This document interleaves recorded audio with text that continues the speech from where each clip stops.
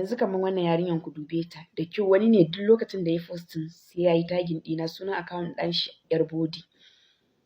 Wannan ma nayi screen ne, postin nashi na 3 kenan yana tagin ɗina. Akwai wani postin da yi wata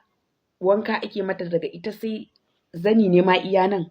nonuwanta duka, karamar yarinya ce don nonuwanta a tsaye duka wanka ake mata. To kamar irin wa'annan matan ne ya kamata a dinga zagi, ba wa'inda bai kamata a zage su ba. Saboda duk a rayuwa irin wa'annan matan ba sa tsoron Allah, ba sa tunanin gobe za su iya zama waɗansu,